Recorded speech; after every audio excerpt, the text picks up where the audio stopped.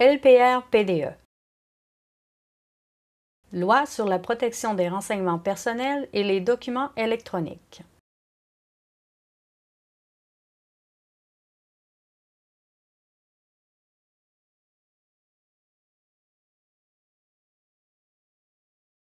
La LPR-PDE établit les règles de gestion des renseignements personnels par les entreprises privées et les organisations.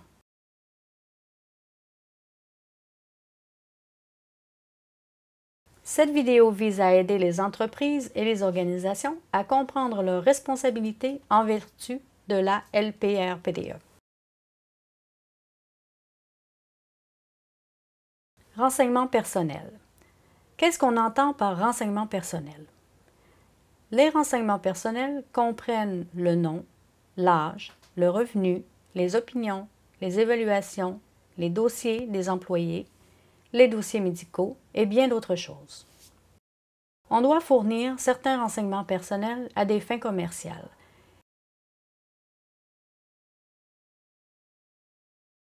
Et pour vos employeurs.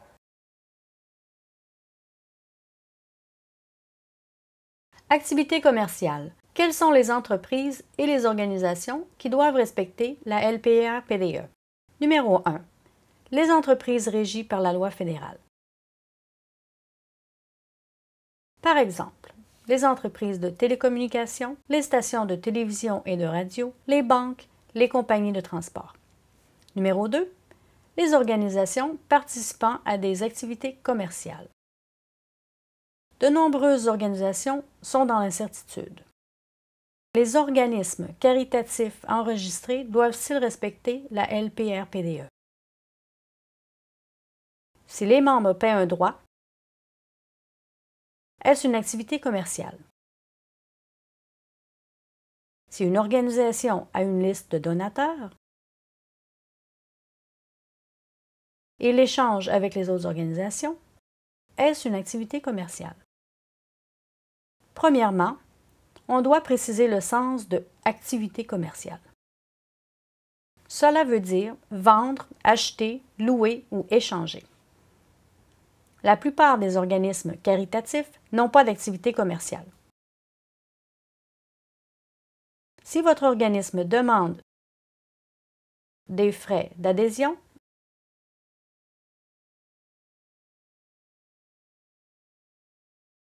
cela ne constitue pas une activité commerciale. Si votre organisme distribue des brochures ou des bulletins ou a un site Web, cela ne constitue pas non plus une activité commerciale.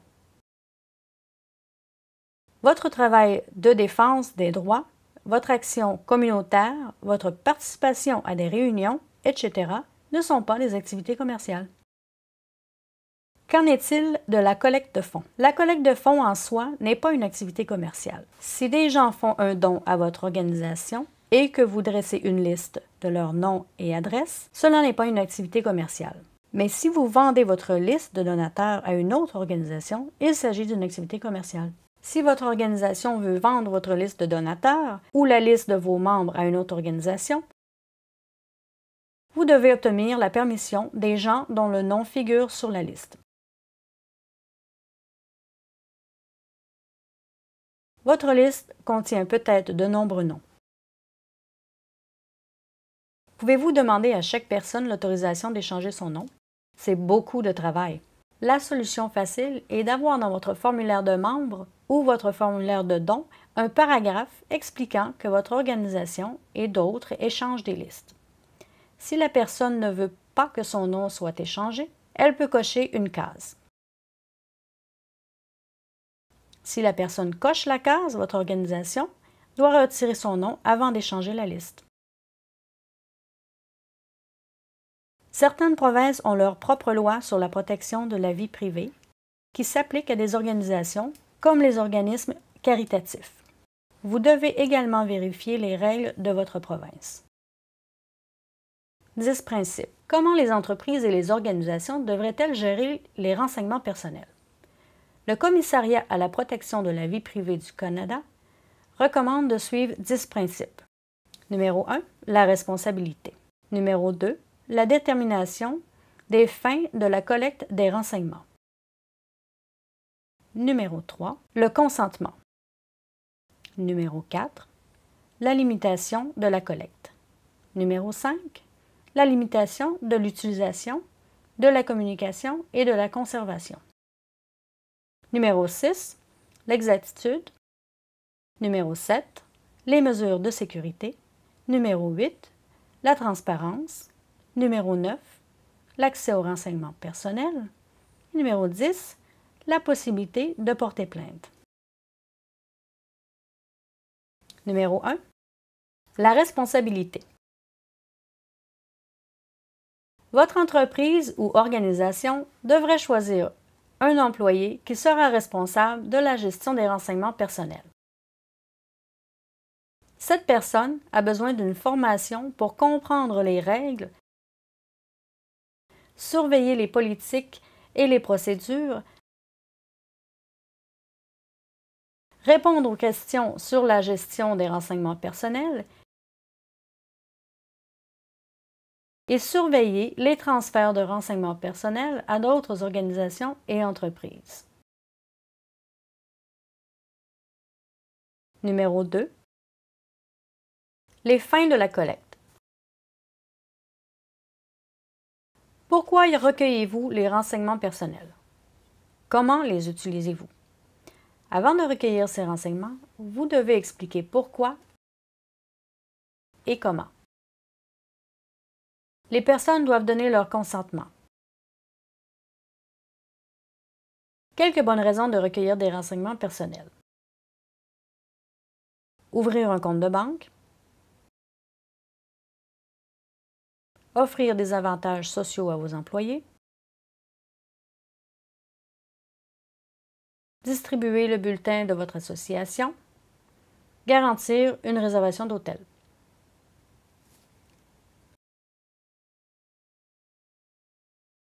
Numéro 3. Le consentement. Avant de recueillir les données, vous devez expliquer à la personne en cause pourquoi vous le faites et comment vous prévoyez de les utiliser. La personne doit bien comprendre le processus. Votre organisation est responsable de bien communiquer oralement, par écrit, signature, engager un interprète professionnel, etc. Et soyez honnête, pas de tromperie au sujet de vos intentions.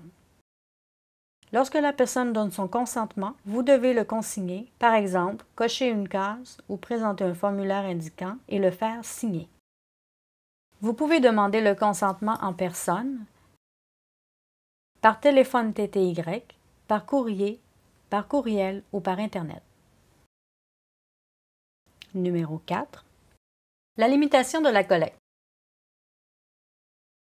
Avant de commencer à recueillir des renseignements personnels, vous devez déterminer avec exactitude les données dont vous avez besoin. Ne recueillez pas un grand nombre de renseignements dont vous n'avez pas besoin. C'est du gaspillage et c'est dangereux. Il est difficile de gérer et de protéger trop de renseignements personnels.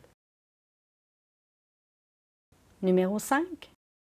La limitation de l'utilisation, de la communication et de la conservation. Les renseignements personnels sont recueillis à des fins précises et ne doivent servir qu'à ces fins. Une fois utilisés pour la réalisation des fins déterminées, vous ne pouvez pas les garder indéfiniment. Vous devez établir des limites de temps pour leur conservation. Lorsque la période est écoulée, vous devez les détruire avec soin, par exemple en les déchirant ou en effaçant le fichier électronique. Numéro 6. L'exactitude. Vous devez de temps à autre vérifier les renseignements personnels que vous avez déjà recueillis, pour voir s'ils sont toujours exacts et pour vérifier que vous en avez toujours besoin pour les mêmes fins.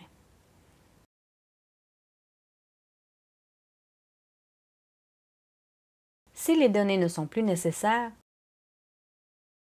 détruisez-les.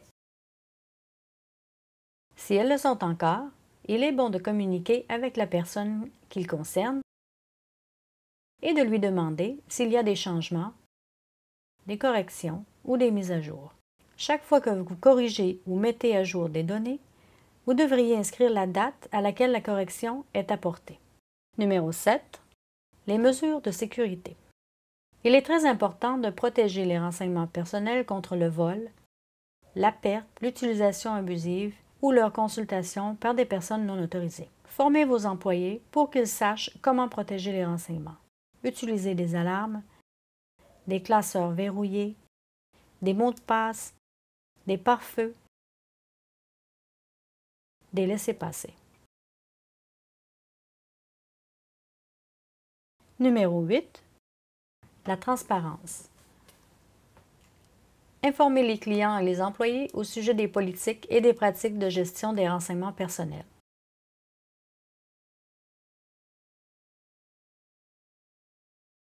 Assurez-vous que vos politiques soient claires et faciles à comprendre. Vous pouvez les afficher sur votre site Web, les imprimer ou les afficher dans vos bureaux ou les publier dans vos bulletins. Incluez des renseignements. La personne responsable au sein de votre organisation,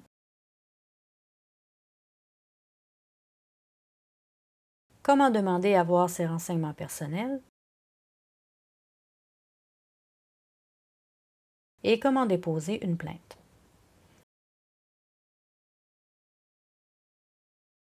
Numéro 9. L'accès aux renseignements personnels. Supposons qu'une personne vous demande si vous avez des renseignements personnels la concernant. Vous devez répondre honnêtement, expliquer comment votre organisation utilise ces renseignements et identifier les autres organisations avec qui vous les avez échangés. Si la personne veut voir ces renseignements personnels, vous devez le leur montrer. Vous avez jusqu'à 30 jours pour le faire. Vous pouvez parfois prolonger le délai en fonction de la situation. Si la personne dit que les renseignements sont erronés, vous devriez les corriger. Si vous estimez que les renseignements ne sont pas erronés, ou si la personne ne peut pas prouver qu'ils le sont, vous devriez enregistrer le désaccord et informer la personne de la procédure officielle de votre organisation concernant les plaintes. Numéro 10. Le dépôt de plainte. Votre entreprise ou organisation doit avoir une procédure écrite pour traiter les plaintes qui doit être simple et précise. Premièrement, consigner la plainte. Que concerne-t-elle? Et la date de sa réception. Envoyez ensuite un accusé de réception de la plainte à la personne. Vous pouvez demander des éclaircissements ou davantage de détails au besoin.